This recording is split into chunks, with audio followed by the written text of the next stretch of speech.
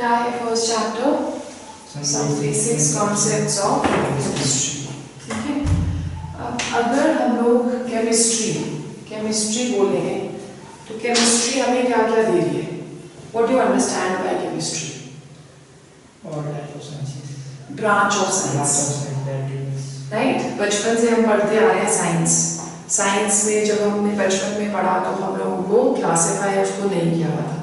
जैसे जैसे आप सीनियर क्लासेस में जाते हो वैसे वैसे साइंस को फर्दर क्लासिफाई करते हैं इनटू 3 मेन कैटेगरीज। सबसे पहले हो गया chemistry, physics, biology.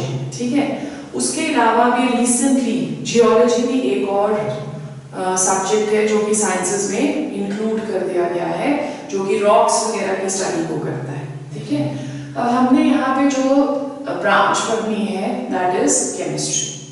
Chemistry has a wide acceptance, मतलब कि केमिस्ट्री की बहुत सारी इंपॉर्टेंस है in our daily life, right. जैसे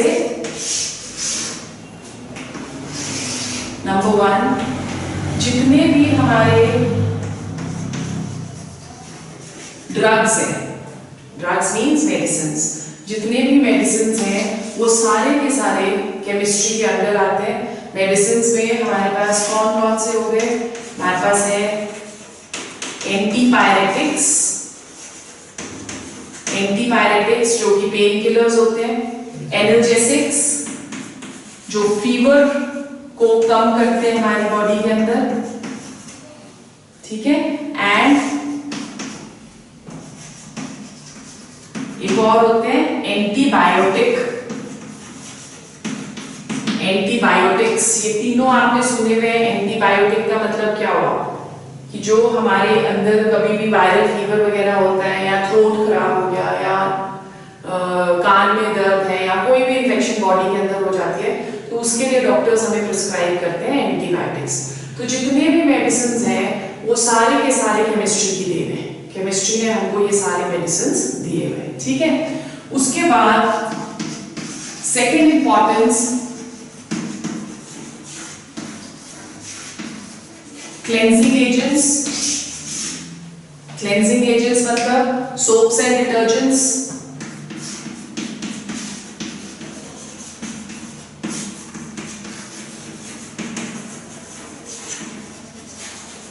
सोप्स एंड डिटर्जेंट्स, ये भी जो है they are also given by chemistry. ठीक है, फिर उसके बाद बेसिक मटेरियल्स, मेनी केमिकल्स जो कि यूज होते हैं और केमिकल्स बनाने में, जैसे acids, basis,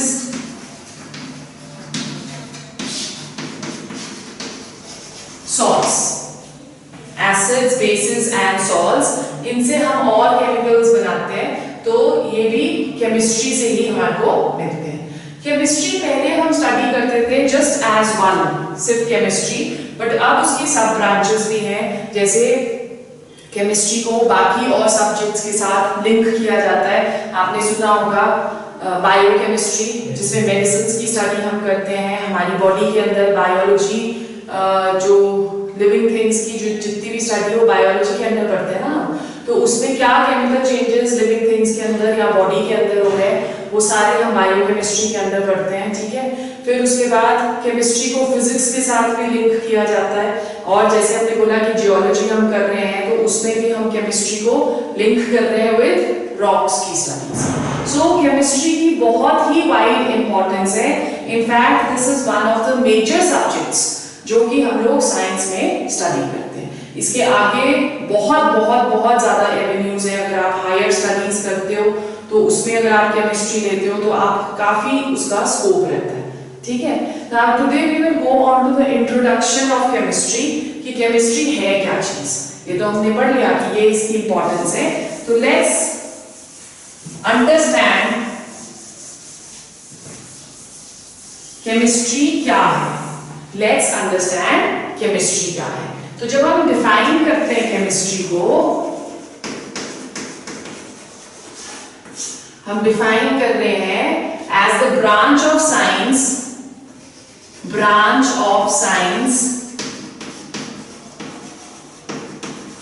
which studies properties, composition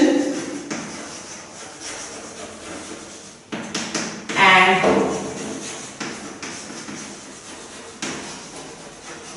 structure of matter.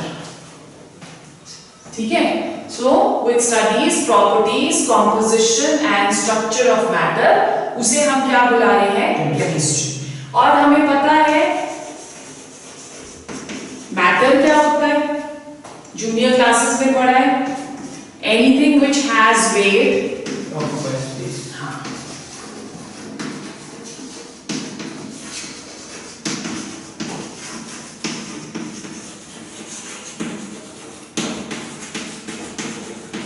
Anything which has weight and occupies space, उसे हम मैटर बुलाते हैं। मैटर को हम क्लासिफाई करते हैं ताकि जो केमिस्ट्री जो हम उसकी स्टडी कर रहे हैं मैटर की, वो सिंप्लीफाई हो जाए।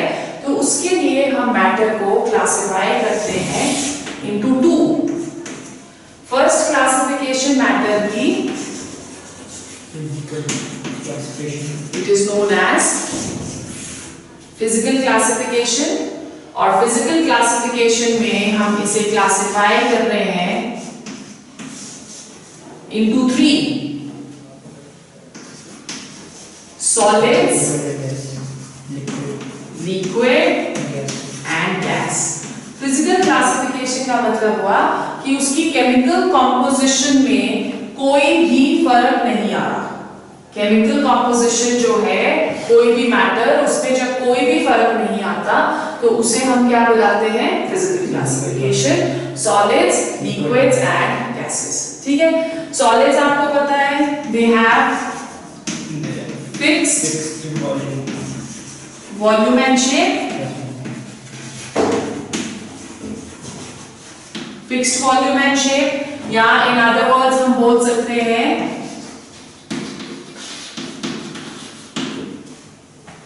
कि सॉलिड्स आर रिजिड। मतलब कि अगर हम प्रेशर अप्लाई कर रहे हैं सॉलिड्स के ऊपर तो उसकी शेप को हम चेंज नहीं कर सकते, तो इसलिए हम उसे क्या बुलाते हैं? रिजिड। ठीक है, liquids they have fixed volume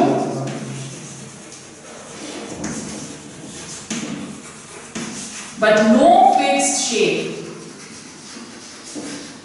fixed volume but no fixed shape, it takes the shape of the container in which it is kept, therefore हम बुलाते हैं liquids को fluids, they have the property to flow। ठीक है, gases no fixed volume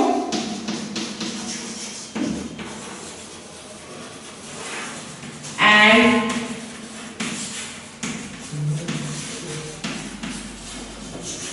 no fixed shape. ठीक है, तो इसकी जो प्रॉपर्टी होती है हम गैसेस को बुलाते हैं कंप्रेसिबल। कंप्रेसिबल का मतलब कि अगर हम प्रेशर अप्लाई करेंगे तो हम गैसेस की वॉल्यूम को कम कर सकते हैं, उसे हम कंप्रेसिबिलिटी बुलाते हैं। राइट, नाउ ये जो तीनों स्टेट्स ऑफ मैटर है, अगर हम टेम्परेचर और प्रेशर की कंडीशंस को ऑल्टर करें या चेंज करें तो सॉलिड को हम लिक्विड में कन्वर्ट कर सकते हैं, लिक्विड को गैसेस में और वाइस वर्सा। ठीक है, सो अगर हम हीट कर रहे हैं तो वो लिक्विड में चेंज हो जाता है, हीट कर रहे हैं तो वो गैस में चेंज हो जाता है। उसी तरह से कूल करते हैं तो लिक्विड में और कूल करते हैं तो सॉलिड में। ठीक है, सो इसको हम लोग क्या बुलाते हैं? This is known as interconversion of states of matter. इस प्रॉपर्टी को हम बुलाते हैं interconversion of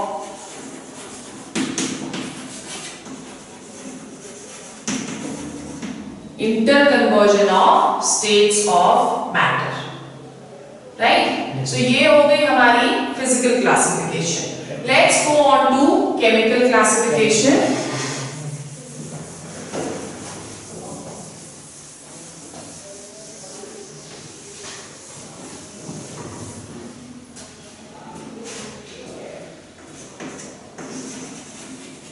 chemical classification,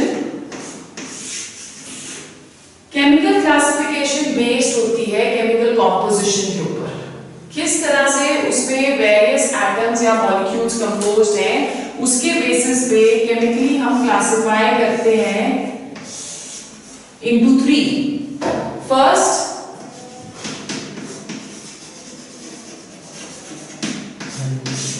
elements, second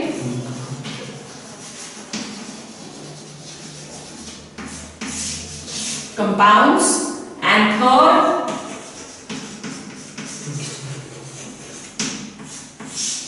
mixtures. Elements, compounds and mixtures, right? अब elements क्या हुए?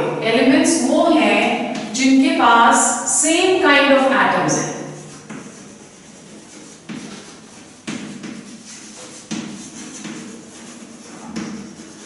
Same kind of atoms।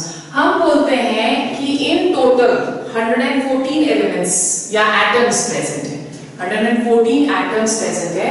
वो 114 एटम्स इतने सारे कंपाउंड्स, इतने सारे एलिमेंट्स और इतने सारे मिक्सचर्स बनाते हैं।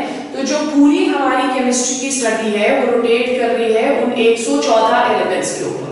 वही कंबाइन करेंगे, जब वो कंबाइन करते हैं तो वो कंपाउंड्स बनाते हैं, और अगर हम उनको इकट्ठा करें तो वो मिक्सचर्स भी बना सकते हैं। पर एलिमेंट्स जो हैं वो सिर्फ कंपोज्ड होते हैं ऑफ एटम्स, ठीक है, और हर एक एलिमेंट के पास सेम काइंड ऑफ एटम्स होते हैं। बेस्ड अपॉन दिस प्रॉपर्टी हम एलिमेंट्स को फर्दर क्लासिफाई करते हैं into 3। Metals, non metals,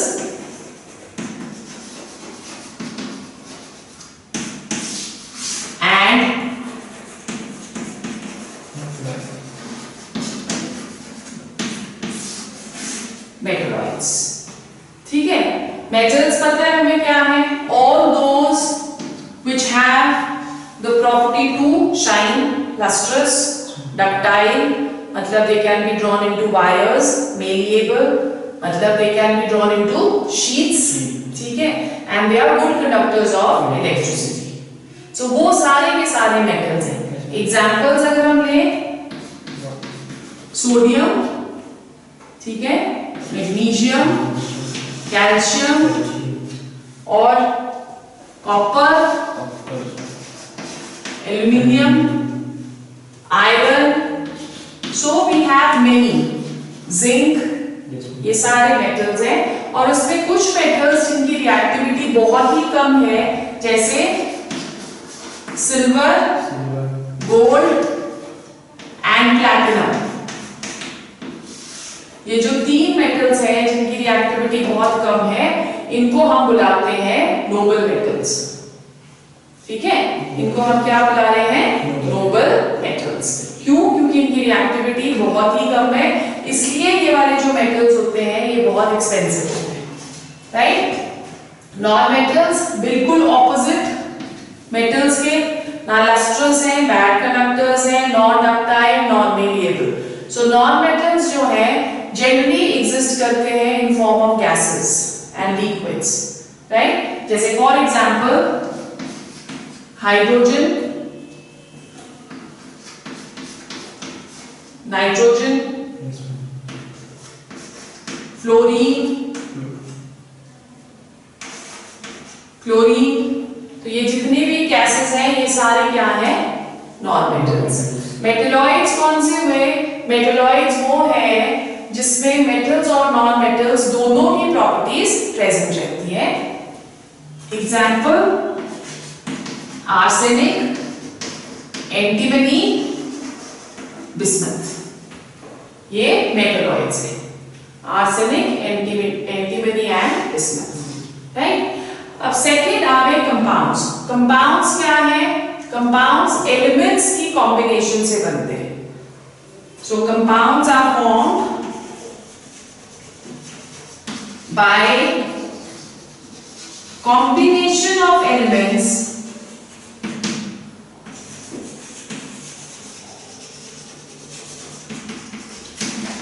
in a fixed ratio. Combination of elements in a fixed ratio. Elements and compounds दोनों प्योर सब्सटेंसेस हैं, ठीक है? एलिमेंट्स भी प्योर सब्सटेंसेस और कंपाउंड्स भी प्योर सब्सटेंसेस। कंपाउंड्स बनेंगे एलिमेंट्स की कॉम्बिनेशन से, पर वो जो कॉम्बिनेशन होती है वो फॉलो करती है कुछ लॉज जिनको हम अभी बाद में पढ़ेंगे, लॉज ऑफ केमिकल कॉम्बिनेशन। और एक फिक्स्ड रेशियो में एलिमेंट्स जो हैं वो कंबाइन होते हैं टू गिव अस कंपाउंड्स, ठीक है? कंपाउंड्स को भी हम फर्दर क्लासिफाई करते हैं into two. First inorganic compounds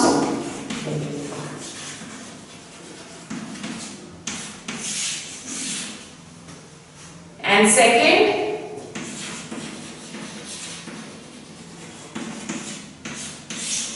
organic compounds. Inorganic compounds और ऑर्गेनिक कंपाउंड्स में क्या फर्क है? जो इनऑर्गेनिक कंपाउंड्स है इनका सोर्स नॉन लिविंग होता है, ठीक है? ये अंडर द अर्थ क्रस्ट हमें मिलते हैं, सोर्स इज नॉन लिविंग। अर्थ के अंदर से हम इनको एक्सट्रैक्ट करते हैं। जो ऑर्गेनिक होता है उनका सोर्स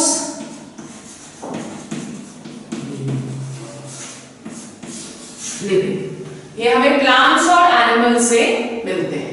अब तो काफी सिंथेटिक ऑर्गेनिक कंपाउंड्स के हैं जो हम लेबोरेटरी में प्रिपेयर करते हैं, पर मोस्टली जो ऑर्गेनिक कंपाउंड्स हैं वो हमें अभी तक भी प्लांट्स और एनिमल से हम उनको एक्सट्रैक्ट करते हैं, ठीक है?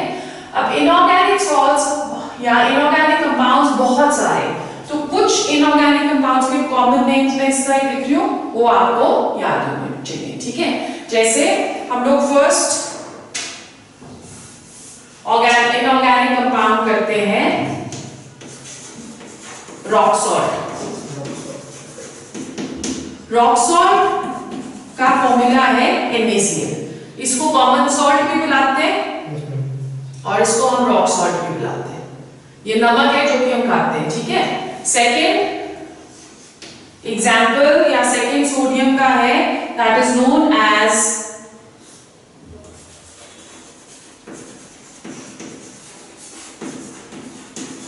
Washing soda, Na2CO3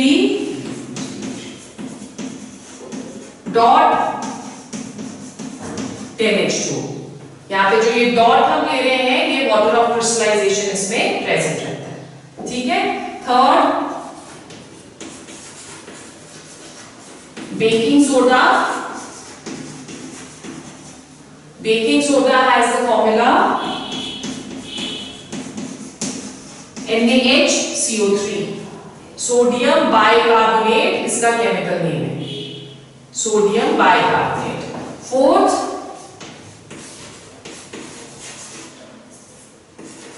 Glauber's salt. Glauber's salt is sodium sulfate dot 10H2, ठीक है? फिर कैल्शियम के सॉल्ट्स 5 कैल्शियम कार्बोनेट जिसे हम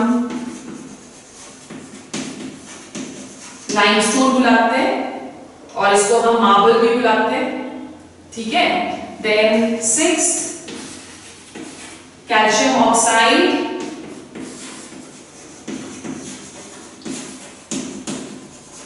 इसको हम क्विक लाइम बुलाते हैं, ठीक है? नंबर 7 कैल्शियम हाइड्रोक्साइड, इसे हम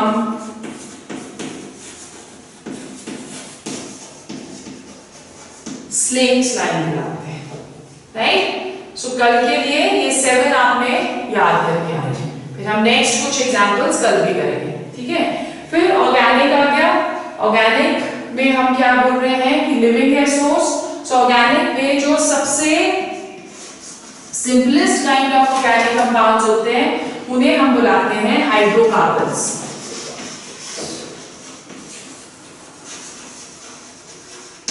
हाइड्रोकार्बन्स, हाइड्रोकार्बन्स सिर्फ कंपाउंड्स होते हैं कार्बन और हाइड्रोजन के, ठीक है।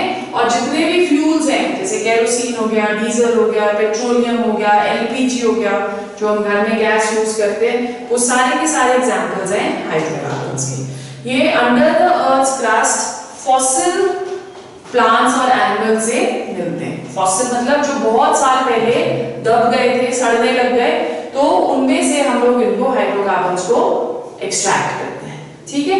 फिर second carbohydrates.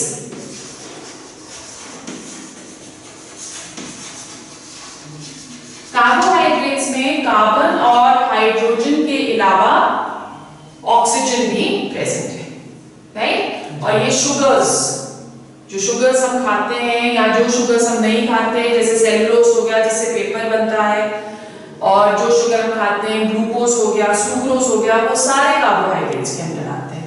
Then third is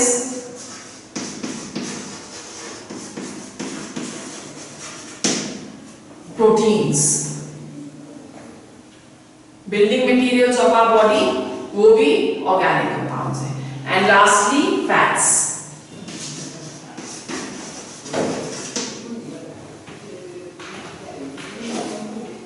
ठीक है। सो ये मोटी मोटी क्लासिफिकेशन है कंपाउंड्स की। उसके बाद मिक्सचर्स जो है उसमें हम कंपाउंड्स या एलिमेंट्स को हैप्पैजेडली मिक्स कर लेते हैं। जैसे सैंड और सॉल्ट को हमने मिक्स कर लिया, तो सैंड और सॉल्ट का क्या बन जाएगा, मिक्सचर। उसी तरह से हम लोग सॉल्ट और वाटर को अगर मिक्स कर दें तो वो भी क्या बन जाएगा, मिक्सचर। तो मिक्सचर्स भी दो तरह के होते हैं। One is homogeneous, homogeneous mixtures having the same phase, and second is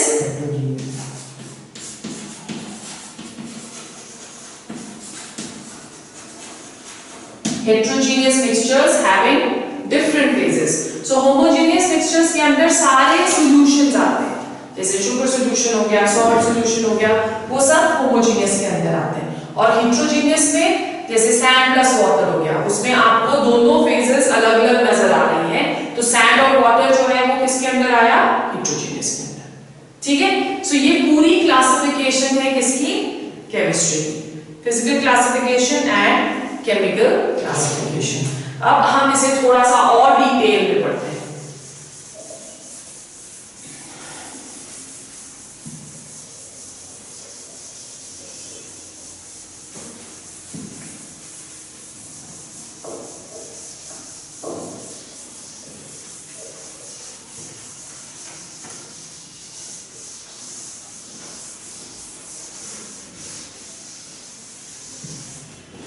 ठीक है। अब जब मैटर हम पढ़ेंगे, चाहे हम फिजिकल क्लासिफिकेशन उसकी करें या हम उसकी केमिकल क्लासिफिकेशन करें, हमारे लिए बहुत इंपॉर्टेंट है कि मैटर की प्रॉपर्टीज पढ़ें। क्योंकि जब हमने केमिस्ट्री डिफाइन किया तो हमने बोला कि केमिस्ट्री में हम प्रॉपर्टीज ऑफ मैटर भी पढ़ते हैं, कॉम्पोजिशन भी पढ़ेंगे और स्ट्रक्चर भी पढ़ेंगे। तो सबसे पहले हम क्या पढ़ेंगे इस चैप्टर में, properties of matter.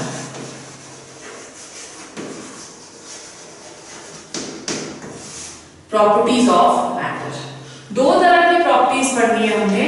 First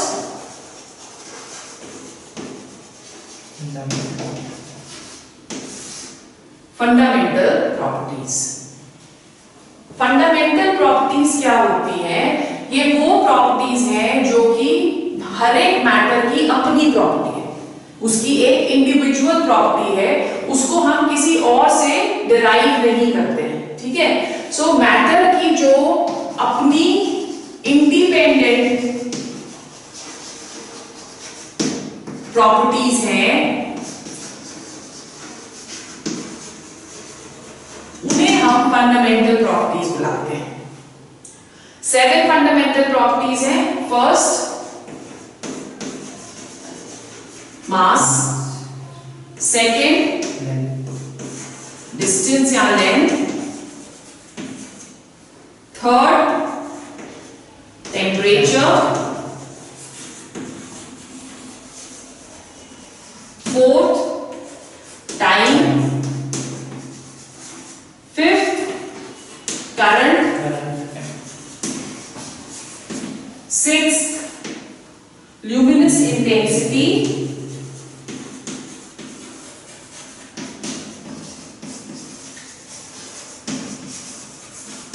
and seventh amount of substance.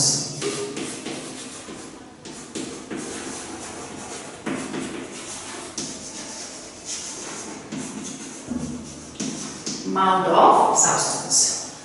ठीक है, तो ये सारी की सारी जो प्रॉपर्टीज है वो मैटर की इंडिपेंडेंट प्रॉपर्टीज है। जैसे इनको हम फंडामेंटल प्रॉपर्टीज बुला रहे हैं, उसी तरह से जो उसके यूनिट्स होते हैं उनको हम फंडामेंटल यूनिट्स बुलाते हैं। ठीक है, सो लेट्स सी क्या क्या यूनिट्स हैं। मास का यूनिट केजी, डिस्टेंस का यूनिट किलोमीटर, टेम्परेचर का केल्विन,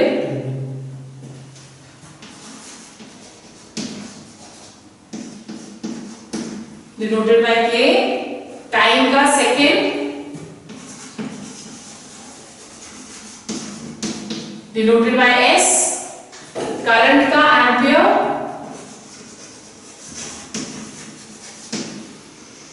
ल्यूमिनस इंटेंसिटी का candela, and amount of substance का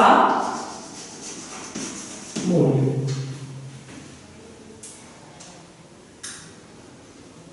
ठीक है, अब ये वाले जो यूनिट्स हम लोग ले रहे हैं, इसके फंडामेंटल यूनिट्स, इनको हम इंटर कन्वर्ट कर सकते हैं। इंटर कन्वर्ट का मतलब कि हम इसे दूसरे यूनिट्स में कन्वर्ट कर सकते हैं, राइट। जैसे लेंथ का यूनिट अगर मीटर है या हम यहाँ पे किलोमीटर ले रहे हैं, पर अगर हम 1 किलोमीटर लेते हैं तो 1 kilometre that is equal to how many metres, 1000 metres. जब भी हम यूनिट्स लेंगे, हम यूनिट्स लेते हैं एसआई सिस्टम में। फिजिक्स में आपने पढ़ा हुआ है कि एसआई सिस्टम ऑफ यूनिट्स क्या होता है, तो हर एक का एक एसआई होता है और एक सीजीएस होता है। ठीक है, सीजीएस जो है वो छोटा यूनिट है और एसआई जो है वो बड़ा यूनिट है। ठीक है, तो जैसे फॉर एग्जांपल हम मास का ले रहे हैं, तो मास का एसआई यूनिट क्या है, केजी, राइट, और इसका सीजीएस यूनिट क्या है, grams. So 1 kg is equal to how many grams, 1000 grams. So ये आ गया SI यूनिट और ये आ गया CGS यूनिट। ठीक है, अब जो डिस्टेंस है उसका SI यूनिट मीटर है और जो CGS यूनिट है वो सेंटीमीटर है। So 1 meter that is equal to 100 centimeters. पर केमिस्ट्री में हम लेंथ के और भी छोटे यूनिट्स करेंगे, जैसे picometre. 1 picometer that is equal to 10 raised to power -12 meters. जब हम केमिस्ट्री में लेंस मेजर करते हैं तो बहुत ही छोटी छोटी लेंस मेजर करते हैं। जैसे आपने एटम का रेडियस कैलकुलेट करना है, तो एटम ऑलरेडी बहुत ही छोटी है, तो उसको हम मीटर में कैलकुलेट नहीं कर सकते, इसलिए हम उसे पिकोमीटर में कैलकुलेट कर सकते हैं। ठीक है, और यूनिट्स जो हम यूज करेंगे 1 nanometre. 1 nanometre is equal to, nano means 9, 10 raised to power -9 meters। ठीक है, और 1 angstrom, 1 angstrom is equal to 10 raised to power -10 meters। ठीक, और एक और होता है 1 new meter which is equal to 10 raised to power -6 meters. So ये सारे यूनिट्स हमने अपनी कैलकुलेशंस में यूज करने हैं, नेक्स्ट चैप्टर में ये सारे यूज होंगे, ठीक है। फिर उसके बाद टेम्परेचर केल्विन। केल्विन क्या हुआ, अगर हमारे पास डिग्री सेल्सियस है जो कि हम बहुत कॉमनली यूज करते हैं, सो अगर हमको डिग्री सेल्सियस को केल्विन में कन्वर्ट करना है तो degree Celsius is equal kelvin is equal two degree Celsius plus 273। उसी तरह से एक और यूनिट हम यूज करते हैं डिग्री फ़ारेनहाइट, ठीक है। सो अगर हमें डिग्री फ़ारेनहाइट है और उसको हमें डिग्री सेल्सियस में कन्वर्ट करना है तो हम क्या यूज करते हैं, करा हुआ है, degree Celsius is equal degree Fahrenheit is equal to 9/5 degree Celsius plus 32, right. उसी तरह से हम डिग्री सेल्सियस को भी फ़ारेनहाइट में कन्वर्ट कर सकते हैं, तो degree Celsius is equal to 5/9, reciprocal हम इसका लेंगे, right. So it is equal to 5/9 degree Fahrenheit -32। अब यहाँ पे ये ब्रैकेट लगाना जरूरी है, अदरवाइज कैलकुलेशंस गलत हो जाएंगे, okay. So 5/9 degree Fahrenheit -32, that is the conversion of degree Celsius into Fahrenheit या फ़ारेनहाइट इनटू डिग्री सेल्सियस, ठीक है। जनरली हम जो यूनिट यूज करेंगे अपनी कैलकुलेशंस में वो केल्विन ही है, क्योंकि केल्विन एसआई यूनिट है, तो एसआई यूनिट में ही हम सारी की सारी मेजरमेंट्स करते हैं, ठीक है। देन नेक्स्ट इज सेकंड, और सेकंड का बड़ा यूनिट होता है minutes. 1 minute is equal to 60 seconds and 1 hour is equal to 60 minutes. So 1 hour will be equal to how many seconds?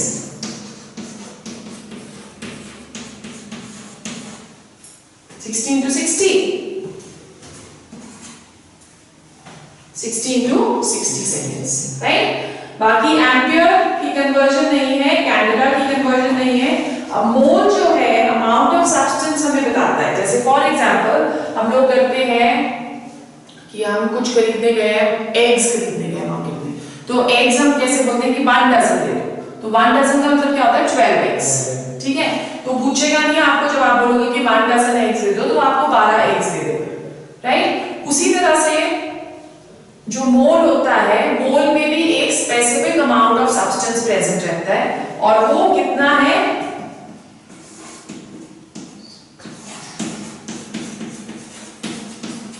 6.02 into 10 raised to power 23, right? 6.02 into 10 raised to power 23 substances, जितने भी उसमें entities बुलाते हैं, entities can be atoms, it can be molecules, it can be ions, कुछ भी हो सकता है, ठीक है। समझ आ गया? So ये क्या है? These are known as the fundamental properties. अब इन fundamental properties से जब हम डिराइव करते हैं प्रॉपर्टीज, तो उसे हम बुलाते हैं derived properties. Second kind of properties जो हम करेंगे, they are known as derived properties.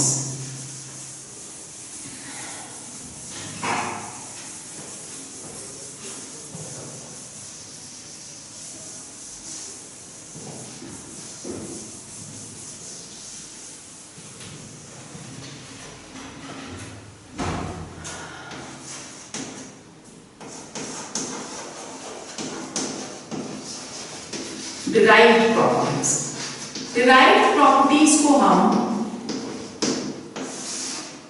Fundamental properties से डिराइव करते हैं, ठीक है। जितनी भी फंडामेंटल प्रॉपर्टीज हैं उससे हम डिराइव करेंगे। जैसे for example let's draw few volume. Volume को हम लेंथ से डिराइव करते हैं, and volume is equal to L cube, length into length into length, ठीक है। सो जो इसके यूनिट्स भी होंगे वो भी हम डिराइव करेंगे।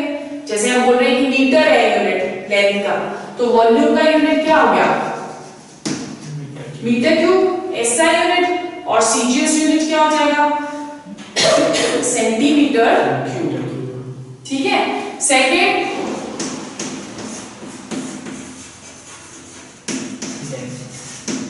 डेंसिटी, डेंसिटी इज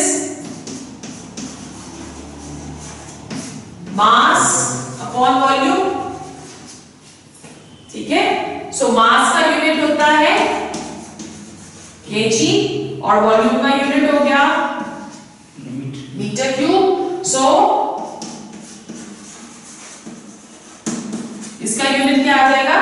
केजी पर मीटर क्यूब। सो इसे हम क्या बुलाते हैं? डिराइव्ड। उसी तरह से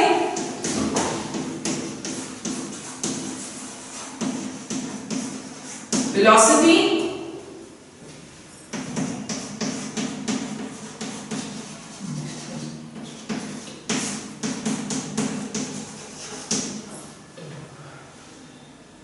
डिस्टेंस अपॉन टाइम। ठीक है। डिस्टेंस का यूनिट क्या होता है? मीटर्स और टाइम का सेकेंड। सो इसका डिराइव्ड यूनिट क्या आ जाएगा? Metres per second. ठीक है। देन अनदर वन,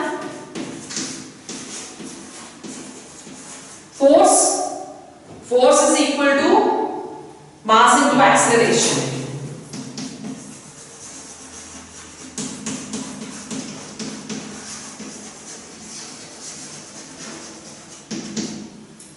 ठीक है। और एक्सेलरेशन क्या होता है? Velocity per unit time.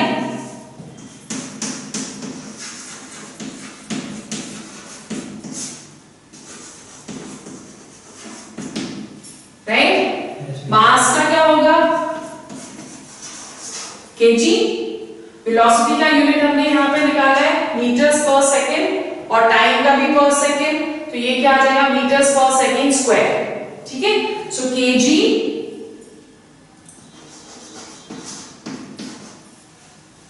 पर मीटर स्क्वायर फोर्स।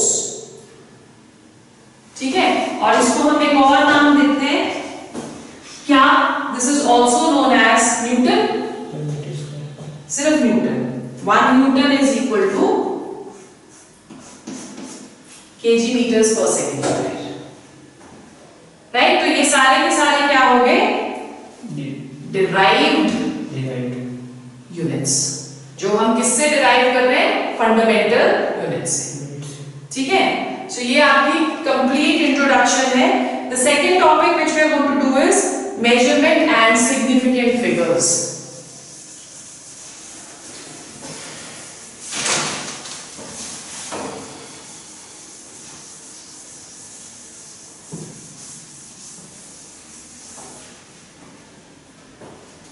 केमिस्ट्री में मेजरमेंट्स बहुत इंपॉर्टेंट है। Right. So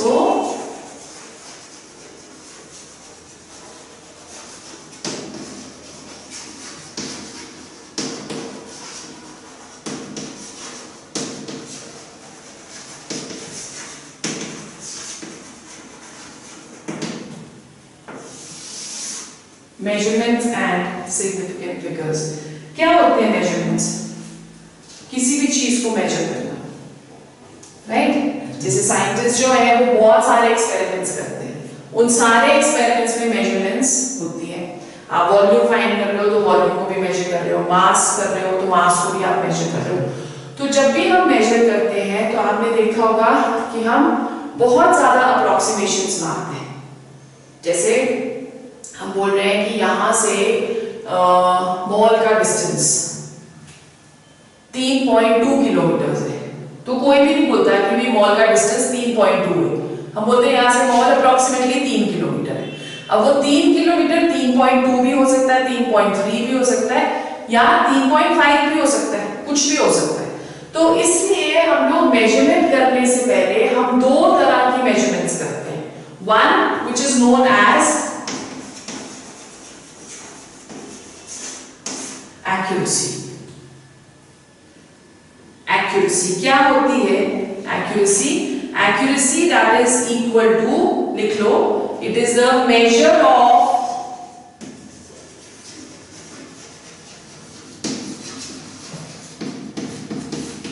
difference measure of difference between the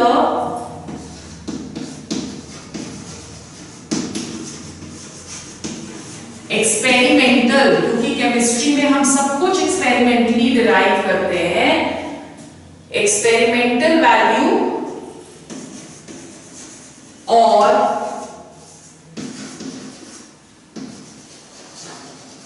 mean value and the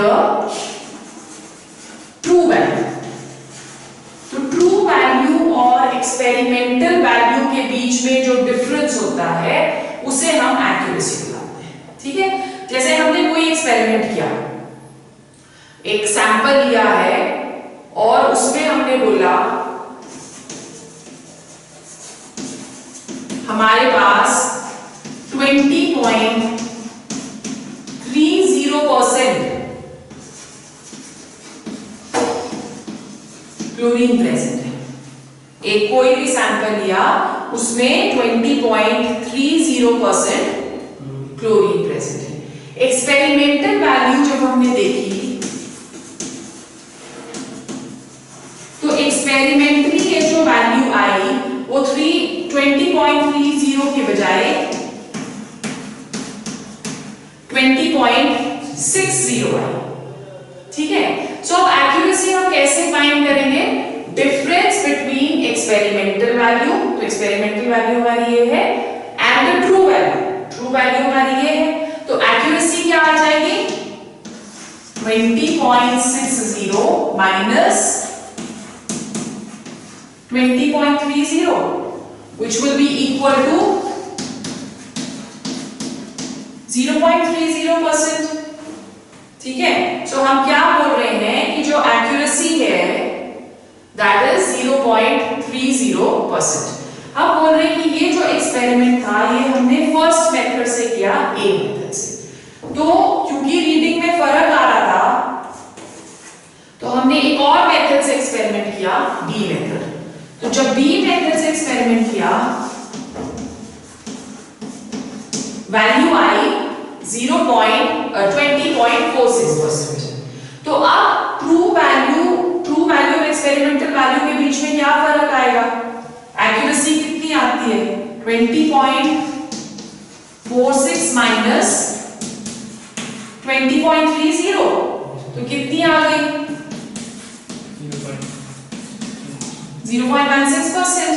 तो मतलब जो बी मेथड था वो ज्यादा एक्यूरेट मेथड था फॉर एक्सपेरिमेंटेशन।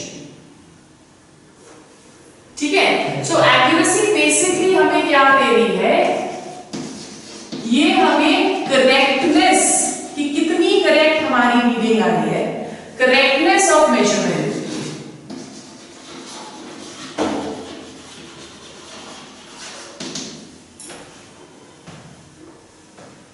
राइट, सो एक और तरह से हम लोग मेजरमेंट करते हैं या एक और तरह से रीडिंग लेते हैं जिसे हम प्रिसाइज रीडिंग बोलते हैं। एक्यूरेसी समझ में आ गई ना कि हम लोग ट्रू जो भी वैल्यू हमारी है और एक्सपेरिमेंटल वैल्यू है उनके बीच में सिर्फ डिफरेंस फाइंड करेंगे। तो हम बोल रहे हैं कि जो फर्स्ट एक्सपेरिमेंट था उसमें हमारी एक्यूरेसी 0.30% आ रही है और जो सेकंड मेथड था उसमें एक्यूरेसी 0.16% आ रही है।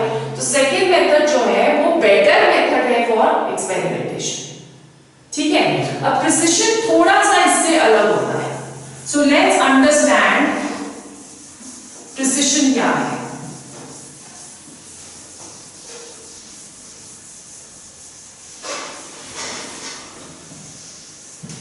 Let's understand what is precision.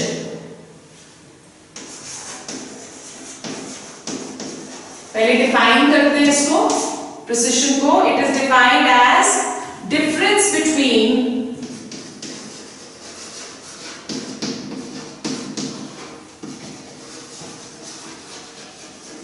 measured value, difference between measured value and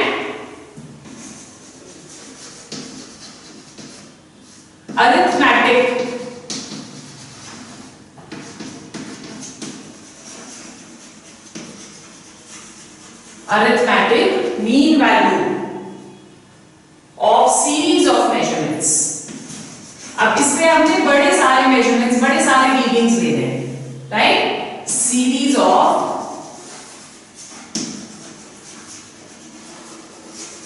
measurements. Again, let's take an example. हम ले रहे हैं कि एक कोई भी हमारे पास let's say ट्रू वैल्यू, हमने वही सेम सैंपल ले लेते हैं जिसपे हमने बोला कि क्लोरीन की जो ट्रू वैल्यू थी कितनी थी, वो 20.30 of chlorine is present in the sample, right? अब रीडिंग्स ली, 4 स्टूडेंट्स ने अलग अलग रीडिंग्स ली है, सो लेट्स सी क्या है रीडिंग्स। एक टेबल सा बनाते हैं। Student A, student B, student C and student D, 4 students ने रीडिंग्स ली है। फर्स्ट स्टूडेंट ने रीडिंग ली, फर्स्ट रीडिंग ली है उसने 20.50, second reading 20.48, third reading 20.52, fourth reading 20.50।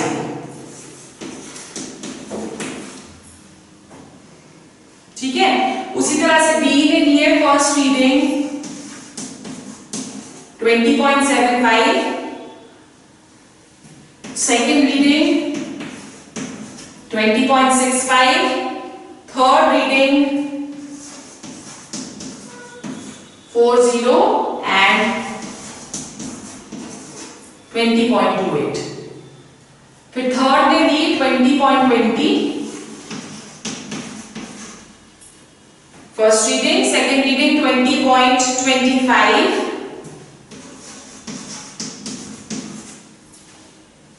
ठीक है, third reading 20.15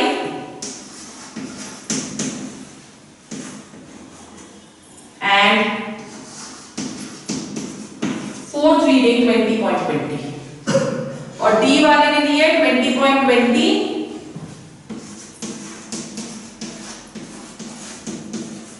20.40, 20.00 and 20.60।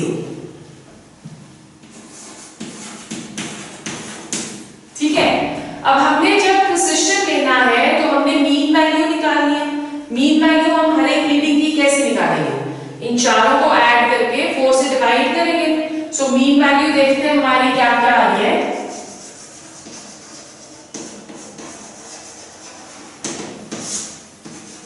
Mean value of student ए कैसे निकाली है हमने? मीन वैल्यू चारों को ऐड करा है और 4 से डिवाइड कर दिया है। ठीक है, सो फर्स्ट की आ रही है मीन वैल्यू 20.50,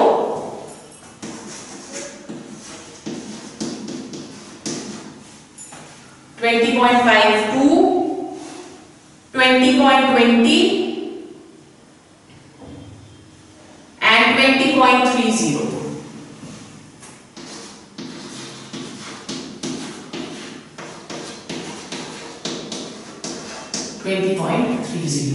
ठीक है, अब जब हम लोग कैलकुलेट कर रहे हैं डिविएशन, तो डिविएशन क्या आएगा? 20.50 मीन वैल्यू आ गई, तो इसकी 20.50 आई फर्स्ट रीडिंग की, कोई फर्क नहीं है।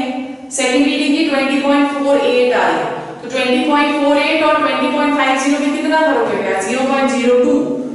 फिर 20.52 और 20.50 में कितना फर्क हो गया? अगेन 0.02। सो इसमें जो डिविएशन आती है दैट इज 0.02%। ठीक है, उसी तरह से नेक्स्ट में आप कैलकुलेट करोगे जब डिविएशन, तो 0.24 आएगा। ठीक है, फिर नेक्स्ट में आती है 0.05 एंड लास्ट वाले में आ रही है 0.30। तो सबसे कम डिविएशन किसमें आ रही है? फर्स्ट वाले में। तो इसका मतलब जो फर्स्ट वाला स्टूडेंट है उसके जो रिजल्ट्स हैं वो बेस्ट आए हैं, क्लोजेस्ट। ठीक है, इज इट क्लियर? सो ये एक्यूरेसी और प्रिसीशन, राइट? तो आज यहीं तक करेंगे, कल हम लोग सिग्निफिकेंट फिगर्स शुरू करेंगे।